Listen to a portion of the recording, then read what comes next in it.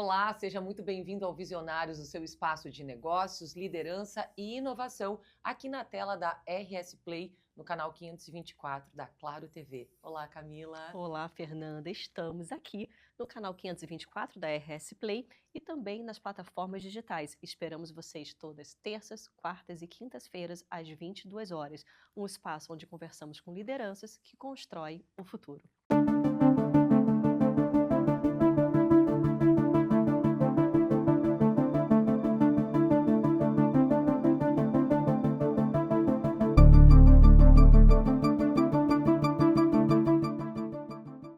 E o nosso convidado de hoje é uma referência em comunicação e luxo.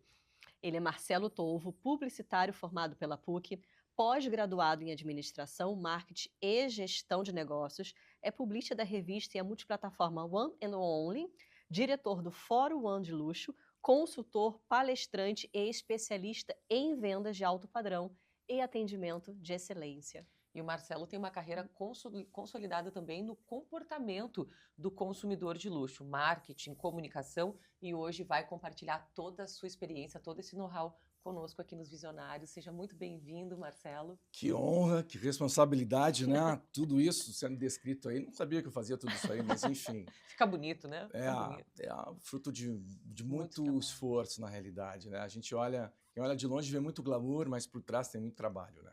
Exatamente. E Marcelo, para a gente começar a nossa conversa, me fale um pouco da sua formação, da sua trajetória, como tudo isso impacta hoje no trabalho que você desempenha. A minha formação foi fundamental para chegar onde eu estou hoje. A, a vivência na publicidade, né? Anos 80, como a maioria dos publicitários, o sonho de consumo era Famecos. Então, foi muito enriquecedora na época, a convivência junto com colegas jornalistas também. Fiz algumas cadeiras de jornalismo e houve uma aproximação desses dois mundos na época, mas eu continuei na publicidade e trabalhando em agências de maior ou menor porte. Eu senti que faltava alguma coisa, né? Na época, eu percebia que essa escola old school, muito voltada para a criação, mas aí todo mundo defendia a sua ideia e eu via que o cliente sempre ficava em segundo plano. Então, eu achei que o marketing ia acabar me levando para o outro lado do balcão, e isso aconteceu. Fiz 2 pós na área de marketing, um administração, outro gestão de negócio, e um deles eu trabalhei com o José Roberto Musnich, que foi uma das primeiras grandes referências. Assim, eu fui trabalhar numa empresa que atendia supermercados, né, faziam do merchan, trabalhando no marketing de uma grande empresa, que na época era a Ceval. E quando eu retornei para o mercado de publicidade, foi em cima de uma experiência mal sucedida já como empreendedor, que eu sempre fui desde criança, né? Só que ele já carregava uma bagagem muito interessante, e quando eu voltei para o mercado de publicidade, como atendimento, né? Tinha já essa veia comercial bem estabelecida, já tinha passado pela criação como redator, e aquilo foi um desafio, assim. Voltei para uma agência de médio porte, vi que algumas coisas nessa agência não iam funcionar bem, tanto é que ela acabou falindo, mas saí antes com a dupla de criação e montamos, então, a primeira agência que eu tive foi a RSVP Publicidade Design.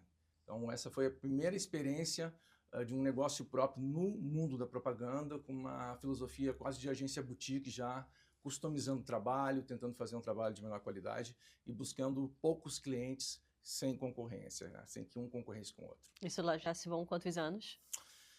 Isso já vão... Não é uma pergunta que se faça, Não, né? é bem pertinente.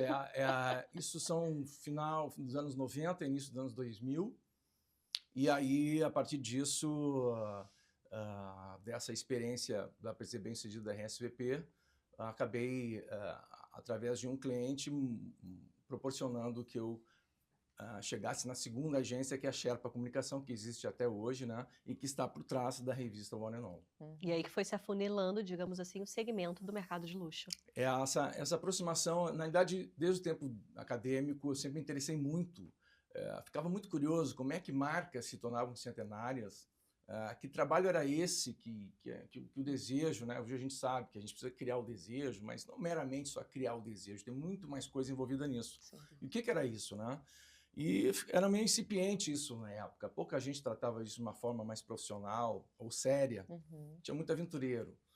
E quando eu me deparo com um cliente que tinha estudado na ESSEC, que é a maior escola de luxo do mundo, fica em Paris, com conhecimento não só acadêmico, como também experiencial, né? Tinha vivenciado o mercado de luxo na Europa, enfim, muitas viagens. E aquilo agregou, somou com o que eu já pensava. E junto com isso, a gente fez um trabalho de branding, uma loja que ele tinha, que era a Parroche Presentes, onde criamos uma revista House Organ, por um mailing exclusivo, né, dá para dizer assim, e funcionou muito bem. Todas as ações que a gente fez, né, todas elas voltadas para um marketing mais customizado, uma linguagem bem específica, isso deu muito certo. E em cima do sucesso dessa edição, dessas edições e de tudo que a gente fazia, quando ele resolveu vender a loja, a gente já tinha ideia, através de pesquisa de comportamento, que não existia no mercado do Rio Grande do Sul um veículo de comunicação que tivesse uma vocação com um editorial que tivesse um mix com arte, moda, arquitetura, design, decoração, principalmente entre outros assuntos que a gente aborda, né? E com uma curadoria acima da média, ou seja, a gente foi buscar no mercado personas que pudessem... Garganta seca, perdão. Que pudessem colaborar com esses temas que eu falei, que soubessem mais do que a gente, pudessem prestar seu talento, seu conhecimento. E junto com isso, a maneira como a gente pensou em tratar o produto, são só 2 edições por ano, a distribuição estratégica, com diversos fatores, né? As capas são todas obras de arte, né? Até eu trouxe a última edição, a gente traz pintura, escultura, mas dessa vez a gente trouxe uma fotografia que é poética, ao mesmo tempo muito forte, que é uma foto do Nilton Santolin, fotógrafo gaúcho, que retrata o que foi o simbolismo, né, da dor enchentes. Que foi as enchentes. Então, essa é uma edição histórica que eu trouxe para vocês. Uau. E em cima disso, dessa receita de bolo que a gente fala, a coisa andou, fluiu, né? Assim, o público compreendeu, né? Que a gente criou um produto que busca trazer sempre um conteúdo transformador. Nosso propósito, a gente fala muito em propósito, todo mundo tem um propósito, né? Mas, de fato, as matérias que a gente traz, a maneira como a gente trabalha, é trazer algo que possa enriquecer o teu dia a dia, o teu trabalho, ou te trazer insights para transformar a nossa vida, a nossa comunidade para melhor, né? Porque quando a gente tem uma baliza de um mercado de luxo, né? Tu vai estudar, ver que essas marcas que são centenárias, todas elas nasceram de um trabalho normalmente muito bem feito artesanal. Sem dúvida. Né?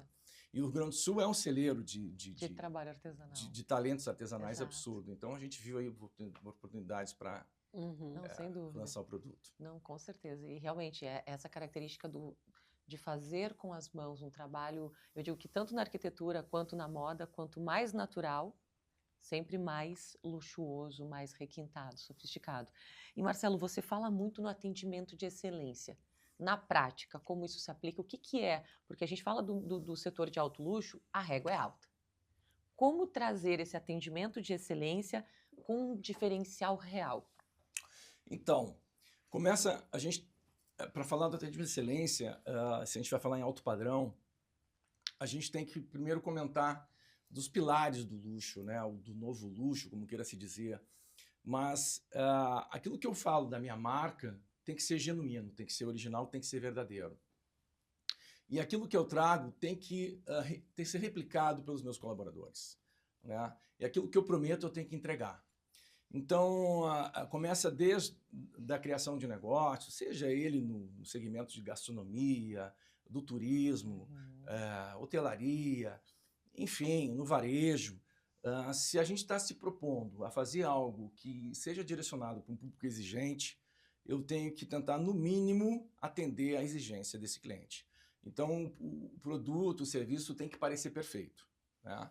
E se eu vou fazer uma entrega desse produto, eu preciso de gente, né? A humanização é fundamental nesse processo do mercado do luxo. Aliás, é uma ferramenta humana que se diferencia hoje, né, dessas ondas digitais que são inevitáveis, mas só o elemento humano, muitas vezes, pode dar o recado que a gente quer. Então, atendimento de excelência começa na compreensão desse storytelling, dessa proposta de marca, de serviço, enfim, de loja. Como eu replico isso nessa cadeia de apresentação, de contato que eu tenho com o meu público, e como é que eu treino o meu pessoal, né? Que linguagem eu utilizo, o que eu devo dizer, o que eu não devo dizer, qual a postura que eu tenho em relação à marca, como é que é o meu pós-venda, que tipo de fidelização eu crio com esse cliente, que raporte que eu faço com esse cliente. Então, uma série de quesitos que a gente precisa preencher, dar o check ali para dizer se eu tenho ou não atendimento de excelência. Excelente. E Marcelo, me fale sobre o Fórum One de Luxo, que é um marco no cenário do luxo do Brasil. Como nasceu essa ideia e qual o impacto desse evento dentro do cenário? Deixa eu ver, o Fórum One Luxo, que a gente batizou do One Luxo, por causa da revista One, na realidade ele é o Fórum Sul-Americano do Negócio Luxo. Criamos eu, o João Lucena, que é o sócio da revista, e o Paulo Chieli, que era o cliente, então, que virou sócio dos fóruns, porque o Paulo, hoje, eu considero ele um dos maiores especialistas sobre o mercado luxo do país, né?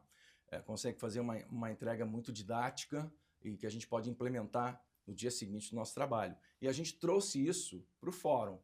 Com os vários eventos de lançamento que a gente fazia da One, a gente acabou criando uma expertise em eventos da própria revista, enfim.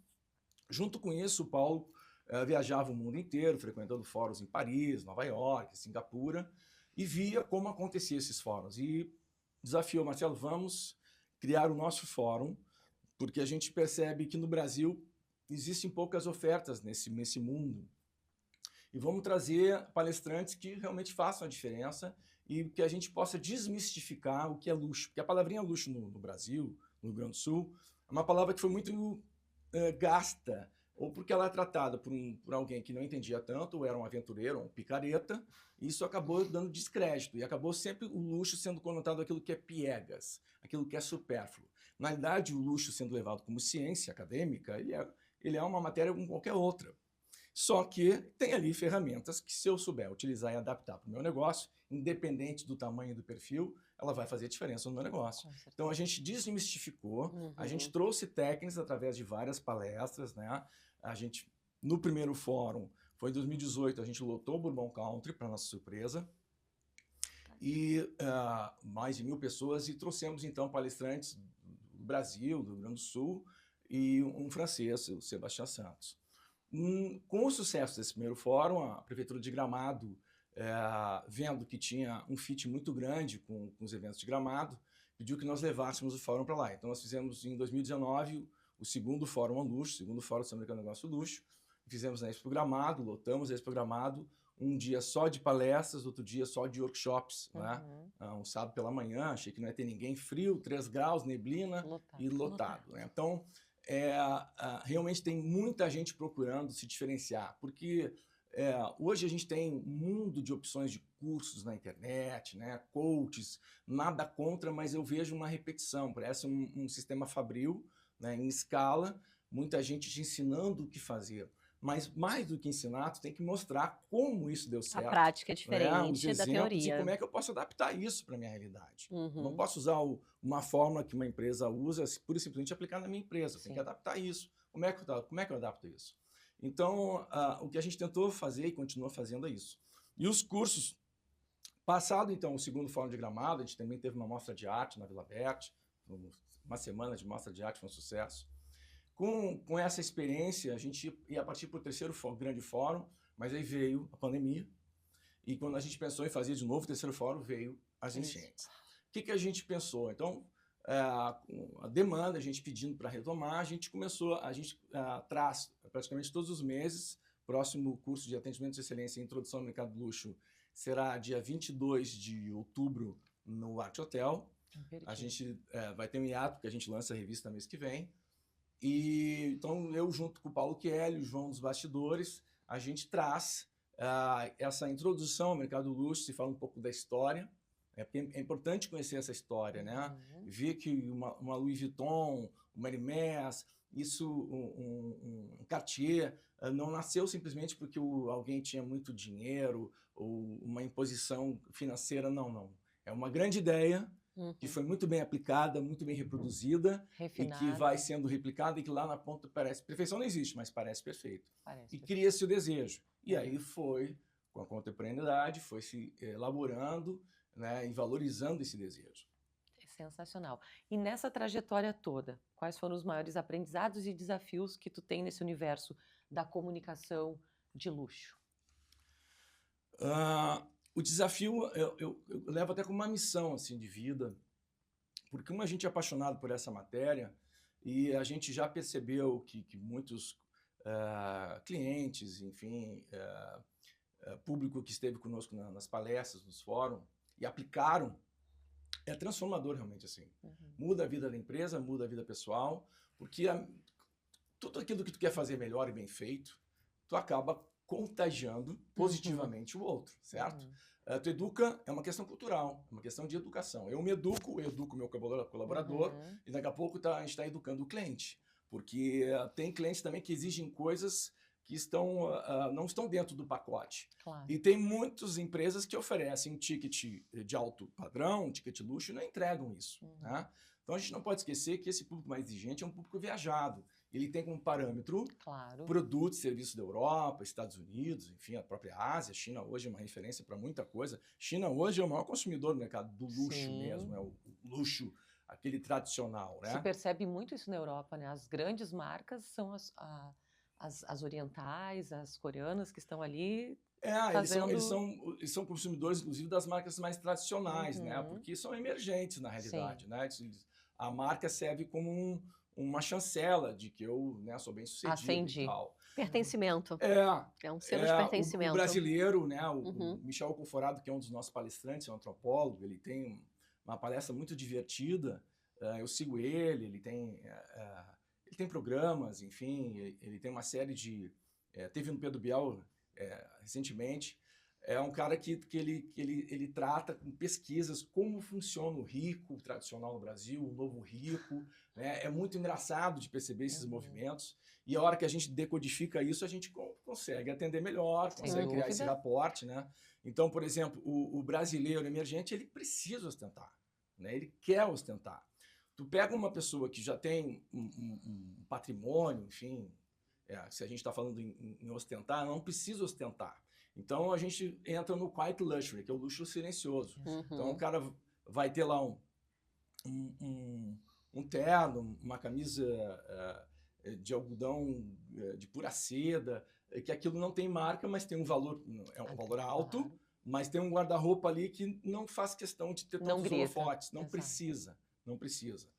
E, ao mesmo tempo, com o andar da carruagem, com a necessidade das empresas se preocuparem com responsabilidade social, sustentabilidade, isso para a geração Z, para o milênio, é fundamental ter essa preocupação. Não pode ser mais discurso, né? Então, tem que ter na prática, mostrar que realmente tu está te preocupando com o meio ambiente, tu está ali querendo transformar uma comunidade carente. Né? O luxo verdadeiro hoje ele tem que beneficiar, né? Não somente se autolocupletar. Sim. E, Marcelo, na sua visão, qual o papel, a importância da comunicação na construção de confiança e de credibilidade nesse mercado de luxo? Então, é justamente isso. É a hora que aquilo que eu prometo com a minha marca, né? Esse storytelling que eu falo, ele está batendo lá na ponta. Coerência. Tem coerência nesse meu discurso. Ela fala a língua do meu cliente. Ou eu estou cometendo algumas gafes aí, não vou citar algumas marcas brasileiras que recentemente se descobriu algumas coisas que não eram verdade. Lá fora já tivemos também, agora tivemos a revolta dos chineses, mostrando nessa briga das bolsas e outras coisas mais. Então o consumidor ele não é bobo, ele vai percebendo isso, né? E ele vai dar valor não somente mais para a estetização da coisa, né? Ele quer que tenha um valor agregado ali. O que traz de bagagem isso? O que eu estou carregando aqui? Marca eu estou ostentando aqui? Sim, é realmente genuíno, né? Ela é autêntica. Exatamente. E ela está trazendo algum benefício de alguma forma, não só para mim. Isso hoje é fundamental. E com a rede social, né, com o digital, tudo é muito rápido. Então, essa informação ela fica divulgada a um grande público. Pulveriza, né? Pulveriza muito rápido. Então, assim, a comunicação e a contra-comunicação também, no sentido assim, tome cuidado. Exatamente. Telhado de vidro. Até em questão de redes sociais, muita gente pergunta, às vezes, como é que as marcas de luxo operam nas redes sociais, né? Queira ou não queira, tu Uhum. acaba banalizando muitas vezes o teu recado, o teu produto, enfim. Mas e aí eles criam clubes exclusivos, Uhum. eles criam comunidades e são chaves de acesso, né? Porque se tu começa a observar a pirâmide do luxo, para te ter a chave de acesso lá no vértice, uma das coisas que realmente a gente acha muito bacana é ter acesso à cultura e ao mundo das artes. Porque quem produz e realmente tem acesso produz e, de alguma maneira consome arte, é alguém que já passou esses degraus, né? Chegou num momento, um emergente ele consegue, por exemplo, ter acesso a um imóvel de X milhões lá em Balneário Camboriú. Lá, o cara, hoje ele tem condições de comprar um apartamento de 20, 30 milhões naqueles arranha-céus lá. Ok. Uhum. Mas se ele quiser se inserir realmente no vértice dessa pirâmide, ele vai ter que conhecer um pouquinho sobre arte, cultura. Então, Uhum. existem algumas travas ali, algumas chaves que eu acho que são muito interessantes assim para peneirar, né? Olha que E interessante. trazer exemplos que estão dentro disso que eu falei antes, assim, responsabilidade social, sustentabilidade, cultura, enfim. Que interessante. E você atua também como mentor e palestrante, Marcelo. Que ensinamentos você considera mais valiosos para quem está começando a empreender nesse universo do luxo e que você acha que é fundamental ter um olhar atento, apurado realmente para obter sucesso? A primeira coisa por mais que diga que na vida nada se cria, tudo se copia, no mercado do luxo tu pode ter insights, inspirações, mas tu precisa ter algo realmente original. Não pode ser copiado. Se a gente olhar cada marca de sucesso no mercado de luxo, alto padrão, a palavra que você queira dizer, ela tem a sua cor específica, ela tem a Uhum. sua forma de comunicar específica, ela tem a sua linguagem, ela tem a sua apresentação, seja de que maneira for, ou na publicidade, ou nos PDVs, ou nas Uhum. embalagens, ou principalmente, né, tu tem Hermès, o cavalo faz parte da história, né? Tu tem na Cartier o tigre, né, a onça, enfim. Então, cada um Traz um constrói elemento, né? a sua história, Uhum. né? Por exemplo, a Osklen aqui, né? O Oscar Mendes Uhum. Savard, ele conseguiu criar uma história muito genuína, né? Uma oportunidade que ele viu quando queria esquiar com uma roupa melhor, mais apresentável, e aí criou ali um nicho, e a partir disso desenvolver um produto com um design muito específico, com uma pegada brasileira, né? Um pouco de tropical, um design muito autoral, e ele acabou vendendo a marca, e aí a marca acabou se aproximando de observações assim relacionadas a essa coisa da sustentabilidade, e ele é apaixonado por sustentabilidade, e ele acabou recomprando uma parte da marca e está de novo envolvido no processo, Olha para só, te ver como isso é apaixonante, né? que Uhum. incrível. Marcelo, a gente vai fazer uma breve pausa para o nosso intervalo. A conversa está muito inspiradora, mas a gente precisa fazer uma pausa e voltamos já.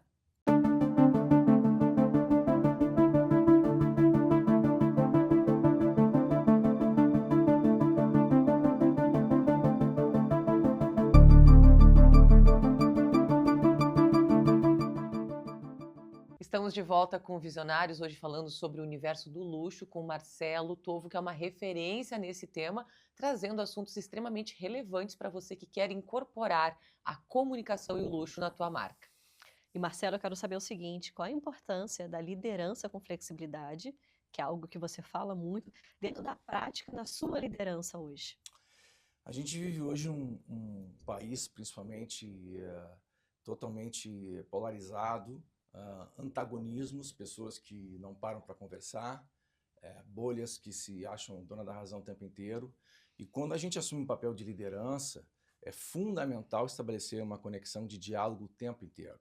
E que esse diálogo esteja completamente separado de qualquer tipo de Uhum. preconceito, ah, de, ah, de qualquer tipo de reação, Barreira. de qualquer tipo de atitude que não seja, que busque o bom senso. Bom senso é fundamental. E para buscar o bom senso, tu precisa ter uma liderança que busque o tempo inteiro o diálogo, compreender todas as pontas dessas relações, seja com o mercado, seja com a parte corporativa, interna, externa, é fundamental manter a equipe motivada e principalmente essa unificação. Então, a flexibilidade ela tem que estar ligada com qualquer tipo de problema que possa acontecer, tu está preparado para isso. Planejar sempre, estar pronto para o pior, né? Mas, ao mesmo tempo, estimular o melhor. Com certeza. E por trás de toda a história de sucesso, como é a tua, Marcelo, sempre existem alguns pontos de inflexão, pelo menos um ponto, que é aquele momento derradeiro que é decisivo na tua vida. Que momento é esse? Então, eu sempre acredito que tive essa coisa de querer empreender, né? Não sei se é talento empreendedor que fala nisso ou não, porque talento não seria, porque senão não teria 3 ou 4 quebras. Mas essa é uma média aceitável, né, no mundo inteiro.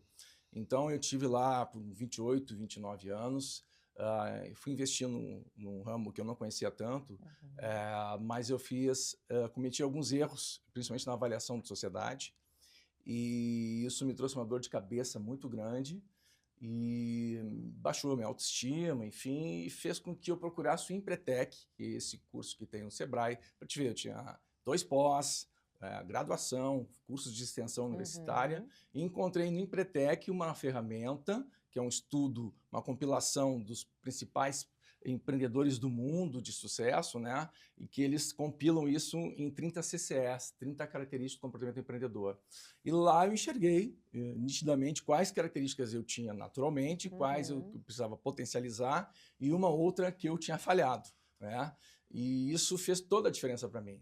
Isso me fez retornar com uma autoconfiança gigantesca no mercado, né? E levando a ferro e fogo essas características, né? Como estabelecer uma rede, como alimentar essa rede de contato, como avaliar riscos, como ir para o mercado e estar pronto para sofrer esses riscos, avaliar uma sociedade, enfim, uma cadeia de fatores que são fundamentais para quem quer empreender. E quebrar faz parte disso. Então, essa dor me ensinou a não contrair nenhum tipo de dívida que colocasse meu nome em jogo, ter uma saúde financeira, calcular risco o tempo inteiro, e isso fez com que eu avaliasse melhor novas sociedades, e hoje estou muito feliz com os 2 sócios que eu tenho. Sensacional. Aprendizado na prática, né? Na prática, literalmente. E me diz o seguinte, Marcelo, quais são os principais desafios do mercado de luxo hoje e como as empresas podem se adaptar a essa realidade? O desafio é justamente saber o mercado que tu atua, tentar criar esse desejo com muita responsabilidade, trazendo algo que possa contribuir, como eu sempre falo, né? Esse caráter transformador tem que, de alguma forma, alavancar a comunidade que eu faço parte, né? Seja o público-alvo, seja o mercado que eu atuo. Então, o Brasil tem uma mecânica, fora do Brasil, a América do Sul tem outra mecânica, os Estados Unidos tem uma mecânica, a Europa tem outra. Como é que eu me interrelaciono com isso? Como é que eu quero ser visto?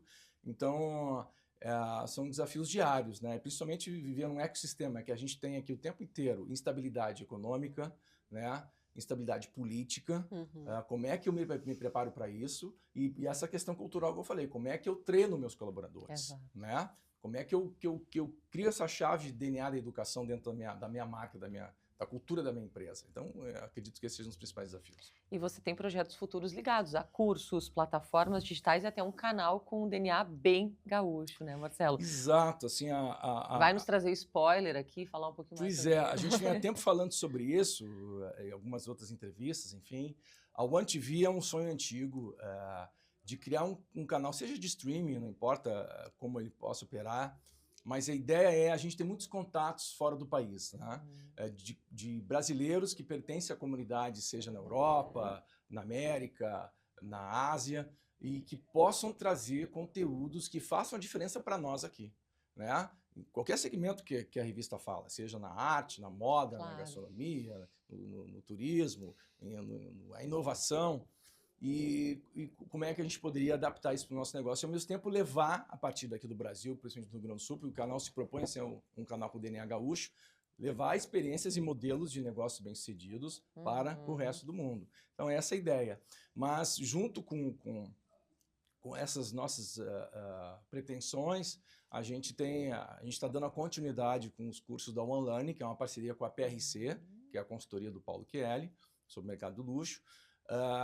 Isso já vem acontecendo quase que de forma mensal, desde o ano passado, e a gente quer retomar o grande fórum também, estamos estabelecendo um planejamento para que isso ocorra, e a gente talvez crie um MBA, faça uma junção com alguma universidade, alguma instituição acadêmica aí para que haja realmente uma certificação reconhecida nesse sentido. Sensacional. Tem um DNA aí por trás, uma essência da educação, de compartilhar Fortíssima. esse conhecimento com a sociedade para formar pessoas com esse conhecimento também, mas a educação está sempre vinculada a tudo que você Exato. traz, né?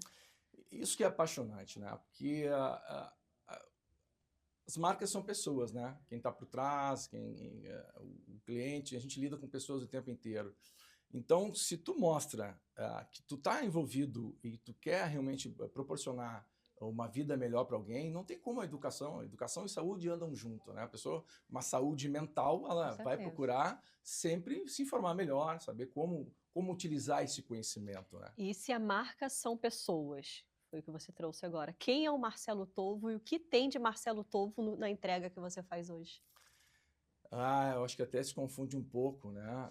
Sem querer ser pretensioso, pelo contrário, mas o Marcelo Tovo é um cara cheio de defeitos, mas que tenta o tempo inteiro estar se conectando. Não acho que se eu tenho algum dom é tentar me comunicar da melhor maneira possível, né? Tentar buscar soluções, seja para quem está ao meu lado, seja para o cliente, e por isso que eu uso como baliza essas ferramentas que o mercado de alto padrão, o mercado do luxo trazem, assim, porque a gente tem acesso hoje a muito tipo de conhecimento pelas ferramentas do ChatGPT, no próprio Google, né? Hoje as inteligências artificiais estão aí ajudando e corroborando para que a gente tenha mais eficácia, né? Mais agilidade, né? A gente consegue alimentar hoje um robô para ele reproduzir aquilo que você faz da melhor maneira possível. Mas alguém com uma bagagem cultural, com ética não se negocia, né? Então, eu não sei como é que a inteligência artificial no futuro vai agir com ética, isso é um medo de todo mundo, mas eu acho que a gente fomentando isso já se torna um grande diferencial. Com certeza, é importante levantar e se refletir aqui também. Sabe o que eu achei curioso? Voltando lá para o primeiro bloco, algo que você trouxe do luxo, né? Me corrija se eu estiver errada na interpretação, tá? Muitas pessoas associam luxo, falar de altos valores, altos investimentos, naturalmente, mas que a experiência de luxo ela pode ser traduzida ou compartilhada em qualquer negócio. Então, um pequeno negócio, que não é um negócio milionário, mas ele pode proporcionar uma experiência de luxo, com excelência no atendimento e com vários pilares. Então, você falou da desmistificação do luxo. Sim, o luxo está associado ao alto padrão, sim, mas que também em outros ambientes de menor valor, digamos, de menor poder aquisitivo, Exato. essa experiência ela também pode ser proporcionada. A gente costuma dizer que o luxo absoluto está... O luxo relativo pode ser qualquer tipo de luxo, né? A pessoa trocou por uma pasta de dente melhor, que dá mais prazer para ela está consumindo luxo. Trocou o shampoo, enfim. Esse é o luxo relativo, né? Para ti, luxo é uma coisa, para ti outra, para mim pode ser outra. Mas quando a gente fala em luxo absoluto, a gente está aí realmente estabelecendo algumas regras. Que é o inquestionável.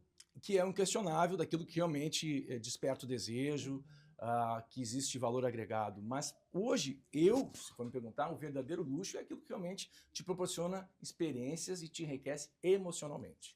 Aquilo que te transforma emocionalmente, para mim, é realmente luxo. Então, normalmente está associado a uma experiência ou uma viagem, ou uma novidade cultural, né? Por isso que o cinema encanta tanto, por isso que o teatro encanta tanto, as artes, né, de modo geral, seja a pintura, trazem a manifestação do que a gente tem de melhor, né? Sim. Que essa proposição é retrato, é o espelho da vida, mas sempre de uma maneira artística. E o luxo é justamente isso, ele vai buscar nessas referências artísticas, né, seja as cores, sejam as formas, isso de uma maneira ou outra sempre traduzido naquilo que a gente consome. E se isso é algo que transforma de novo a minha vida para melhor e me transforma emocionalmente para uma pessoa melhor, estou consumindo, na minha opinião, um verdadeiro luxo. E quais seriam essas características claras, evidentes do luxo sendo praticado como a Camila trouxe? Talvez não naquele ambiente super sofisticado, mas em um negócio que pode ser mais singelo, simples sem ser simplista, como eu costumo dizer, trazendo elementos que para ti brilham os olhos e que você... E até te perguntando também se teve algum episódio na tua jornada em que você foi surpreendido por alguma situação assim, em que você viu características, evidências do luxo em algum lugar ou produto que você não imaginava. Uma coisa inusitada que aconteceu, eu sempre tive muita curiosidade de conhecer Cuba. Eu estava na beira da praia em Varadeiro, no final de tarde, e fora da programação do hotel acaba um violinista cubano, chegou num sunset no final de tarde e tirou um chorinho brasileiro no violino, né, a pedido, assim, uma coisa a pedido, não estava no script. E junto com isso a gente criou um ambiente muito brasileiro lá com caipirinha, etc, que eles nem sabiam fazer. E uma coisa teoricamente simples, mas dentro de uma paisagem exuberante, né? Cuba tem uma natureza inexplorada, porque não permitem empreender, né? Então tem uma natureza que ela não é atacada, vamos dizer assim.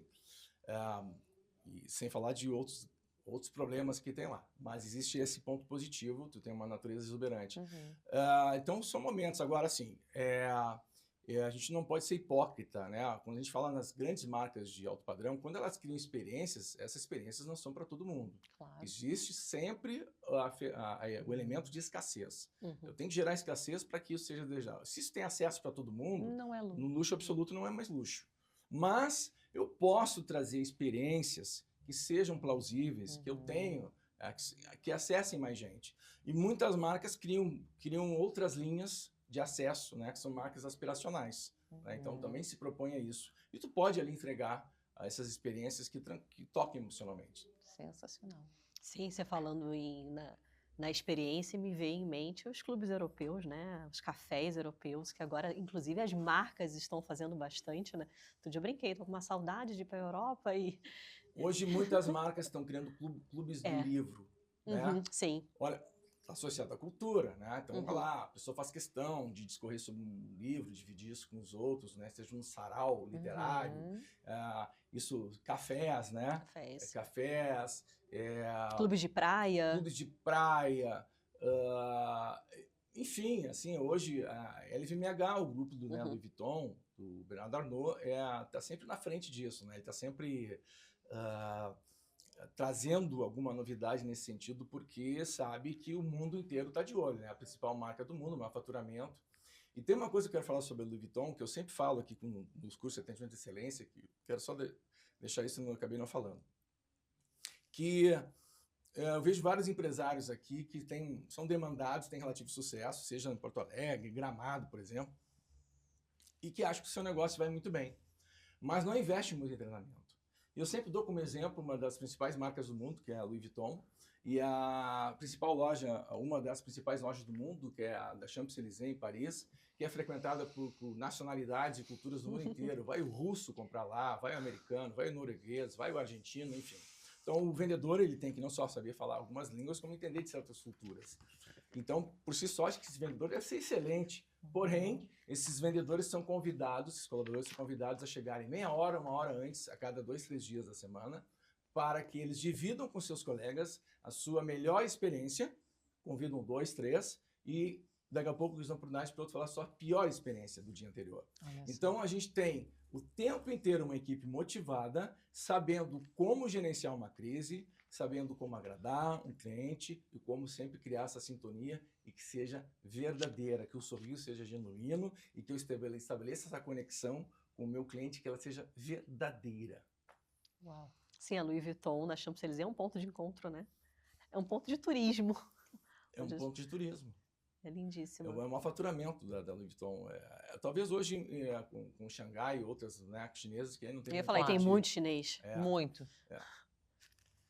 Eles são... A Fernanda pegou agora a revista e está folheando Exato. a revista. Aproveitando essa edição especial, né, histórica, com fotos aqui lindas, de um momento de muita dor para nós gaúchos, mas com registros incríveis. Marcelo, fala um pouco mais do porquê dessa edição especial, né? Passamos por algo aí muito impactante, né? É. Todos nós tivemos o nosso ponto de inflexão no ano passado e agora uma revista que traz. A gente quis os criar realmente um registros. documento histórico, um registro que fosse guardado e fosse lembrado, porque a gente tem depoimentos aí fraternos, solidários, Uhum. a maioria deles são depoimentos positivos, né?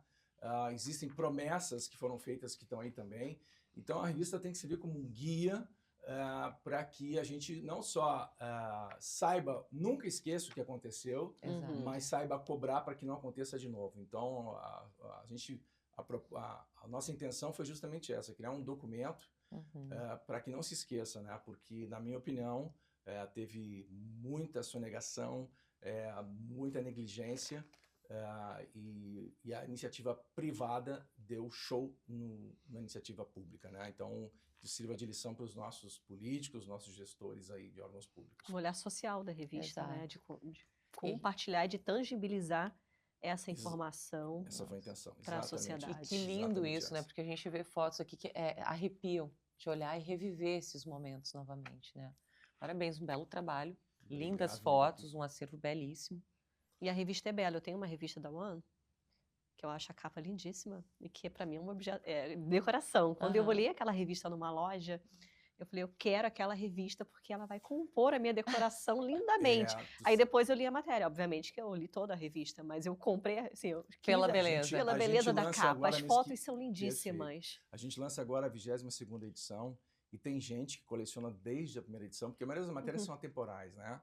A gente faz isso muito bem. A nossa jornalista Cris Azevedo, que também é minha colega de Famex, é um talento, uma jornalista maravilhosa, junto com o João de Lucena, que é meu sócio diretor de criação, a gente consegue criar realmente assim matérias atemporais e as capas fazem uma diferença absurda, porque a arte não está envolvida em escândalo de corrupção, a arte não tem problema de ego, a arte só se valoriza, então ela se torna colecionáveis as capas. Sensacional. E Marcelo, como que você enxerga o mercado de luxo aqui em Porto Alegre, trazendo para a nossa realidade? Precisamos educar mais para não só valorizar as marcas que chegam e muitas já foram embora, e aí eu não estou me referindo a poder pagar mais ou menos. Eu estou essa missão de querer incentivar para que as nossas marcas melhorem os seus serviços. Eu tenho um projeto que eu quero criar um grupo de notáveis para sentar com autoridades políticas para a gente criar um roteiro. Chega um turista no aeroporto Salgado Filho, ele não é abordado, não é oferecido nenhum roteiro para ele do que fazer em Porto Alegre por 2 dias. E a gente pode criar um roteiro cultural, um roteiro gastronômico, um roteiro de eventos para que esse cliente fique aqui por 2 dias e gere receita para a cidade. Para isso, a gente precisa oferecer serviços e produtos melhores. Nós entrevistamos recentemente, voltando nessa entrevista, o Felipe de Bereschi, que é o secretário adjunto de Desenvolvimento, Turismo e Evento aqui de Porto Alegre, e ele trouxe essa fala, né, da necessidade de ter um roteiro para que Porto Alegre absorva pelo menos parte mais um dia desse turismo, sabe? As pessoas chegam aqui e vão para a Serra. Então existe projeto para isso, existe projeto de dar visibilidade para outras cidades. Aí a Fernanda sempre defende a cidade dela. Eu defendo a minha terrinha sempre, Flores da Cunha. A gente tem vários celeiros que pode ser, a gente pode criar rincões de turismo maravilhosos, tem vários. Mas eu falo da capital porque a capital não se propôs a isso ainda, esse cavalo está passando encilhado. Eu costumo brincar, né? Porto Alegre não é cidade dormitório. A pessoa desce o Salgado Filho e faz um pipi, é cidade mictório.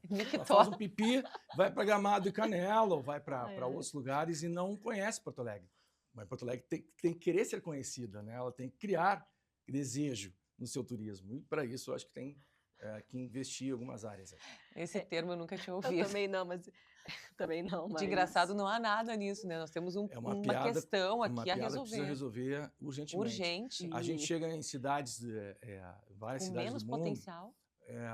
Estados Unidos é muito bom nisso, né? Tu tá em qualquer hotel lá, tu tem um cardápio, um display eletrônico que tu escolhe o que tu quer fazer, já tem um shuttle que te leva para um passeio de barco, uma ida a um museu, a um restaurante. Por que a gente não pode fazer isso aqui? Exatamente. E falando em relação ao programa, que eu acho interessante, né? Que a gente entrevista muitas pessoas e como as conversas se conectam e como a gente conhece as pessoas. Aí você falando sobre isso, aí a gente entrevistou o Felipe da Prefeitura e a gente entrevistou o Marcelo, que é o diretor de marketing do Intercity, que é rede hoteleira, e a gente vai fazendo essas Incrível, né? As conexões, costuras são as incríveis. costuras. É E o que sensacional. eu acho enriquecedor, e aí muitos líderes trazem essa fala, que cada conversa nossa é uma possibilidade de aprendizado nosso Sensacional. nessa troca, É muito porque bom. a gente vai fazendo essas conexões, né? E quem sabe, né, fazer um network entre essas pessoas Sem também, e dúvida. fomentar toda uma discussão Uhum. em torno de um assunto que é tão importante, que é potencializar a nossa E cidade. que é interesse de todos nós, né? É. Quem não quer ver Porto Alegre brilhando A mais, gente tem um destacando centro que está mais? sendo revitalizado, né? Uhum. Por que não fazer uma boulevard no Uhum. centro com as principais marcas do estado representadas nessa boulevard? Uhum. Né? E todo mundo fica feliz da vida, cada um vende seu peixe, vendendo o seu destino, aqui, através dessa boulevard no centro da capital. E aí a gente traz a fala que, quando a gente conversa com os empresários, com as lideranças, a iniciativa privada, todo mundo tem muito latente esse desejo de fazer as coisas acontecerem, Exato. tem muitas ideias em mente. E aí a gente tem que trazer para a iniciativa pública como viabilizar Perfeito. essas iniciativas, desburocratizar, viabilizar acesso a crédito, de repente, como fomentar toda essa Exato. rede para que a iniciativa pública e privada tenha uma conexão para que isso seja colocado em prática, porque Sim. aqui sozinho não vai conseguir. Com Sim, certeza. para sair do discurso e Com efetivamente virar certeza. A gente precisa ações. de muito debate, muita discussão, mas se colocar a mão na massa. Com certeza, é Então, ação, né? É movimento. exatamente. E Marcelo, vamos lá. E o que você, na sua visão, o que é ser um visionário para você? Bom, não sei se posso me considerar um visionário, mas eu acredito que visionário é alguém que realmente enxerga uma oportunidade, acredita nela piamente, porque o tempo inteiro quem é dono de uma ideia recebe críticas, recebe nãos, falta incentivo, e o visionário normalmente é aquele que nunca desiste, né? Então, nesse ponto, eu não desisti de algumas ideias, de alguns princípios que eu tinha, e isso realmente me ajudou muito. Então, se eu posso trazer algum modelo aqui para quem quer atuar como um visionário, alguém que tenha realmente um passo à frente no seu negócio, da maneira como atua no seu mercado, é isso. Acredite piamente, estude, pesquise, né? Compare, reflita, mas vá em frente, acredite no seu potencial, porque estímulo dos outros tem que ter o autoestímulo e segue em frente. E você já passou, como você falou, por várias etapas da tua carreira e trouxe a sua passagem do Empretec. Que recado não? Que orientação, que dica tu quer compartilhar com quem está nos escutando, seja um empreendedor, um intraempreendedor ou um empresário dentro dessa sua jornada para o futuro? Buscar sempre a parceria que seja colaborativa, que seja uma relação ganha-ganha. O gaúcho, principalmente, eu posso falar porque eu sou gaúcho, ele se preocupa muito com o outro, né? Como é que eu vou dividir minha coisa com o outro? Mas quem vai empreender realmente tem que ter uma relação ganha-ganha o tempo inteiro. E isso significa se doar, se abrir, né? O Empretec ensina, quanto mais janelas eu tenho para o mundo, mais o mundo abre janelas para mim. Sem dúvida. Né? Nós estamos falando de iluminismo aí, né? Então, ilumine-se, acredite no seu potencial e vá em frente. Sensacional. E quem são as tuas referências de empresários do universo do luxo que foram grandes visionários? Bom, tem várias histórias que eu acho realmente interessante. Eu acho muito interessante o Cartier, a maneira como construiu a marca, a relação que ele teve com o Santos Dumont. Acho hoje as marcas que estão trabalhando o Quiet Luxury, como Loro Piana, traz um trabalho muito elegante, muito interessante. Stella McCartney tratando muito bem a sustentabilidade da sua marca. Aqui no Brasil, gosto muito da Osklen. E vejo outras marcas aqui no Rio Grande do Sul. Vou citar uma marca que conheci recentemente, a Jump, da Kelly, uma gaúcha que trabalha com couros aqui. Tem a Santroá também, mas eu me impressionei com o trabalho da Kelly, da Jump, que fica ali na Zona Sul, na Armando Barbedo, e que está silenciosamente, tem um estúdio que trabalha só com hora marcada, um trabalho extremamente artesanal com o couro, né? Estou dando um exemplo, Claro. né, desse tamanhinho, que a gente tem tantas coisas para explorar. Mas, assim, Inspiração o tempo inteiro a gente busca, né? Vários cases de sucesso a gente conhece. E eu tenho ao meu lado, tenho orgulho de dizer que o Paulo Chieli, para mim, é uma inspiração, é um sócio que eu tenho muito orgulho, com quem eu aprendo, e a gente faz uma troca muito bacana. Então, eu sempre busco me estimular. A gente tem que parar de se vitimizar, né? O Brasil o tempo inteiro está em crise, a gente escuta isso desde criança. Então, como eu falo, acredita no potencial, acredita, faz um bom plano de negócio, né? Testa ele antes, é importante, e vai em frente. Suprassumo do luxo em uma palavra. Autenticidade. Perfeito. Essa é a palavra que a gente mais escuta aqui. Muito bom, né? Como as histórias realmente elas convergem. É incrível. Autenticidade, sem dúvida.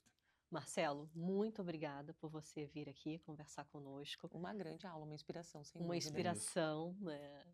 Você vive de inspiração, né? E é uma inspiração poder te escutar e entender também aonde a gente pode buscar essas referências. Então, obrigada por compartilhar sua trajetória de uma forma tão aberta, né? Você trouxe ali os gaps e a forma como você ressurgiu e como você hoje é referência dentro do mercado de luxo e compartilhar todo esse conhecimento com a gente.